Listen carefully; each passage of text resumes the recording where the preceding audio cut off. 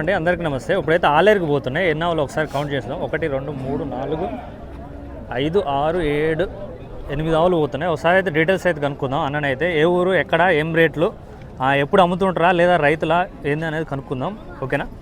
నమస్తేనా. నమస్తేనా. పేరు రవీంద్ర రెడ్డినా? రవీంద్ర రెడ్డి. ఏ ఊరు మీద? ఆలేరన్నా మాది. ఆలేరా? ఎప్పుడు తెచ్చి అమ్ముతుంటారా? రెగ్యులర్ అమ్ముతామన్నా.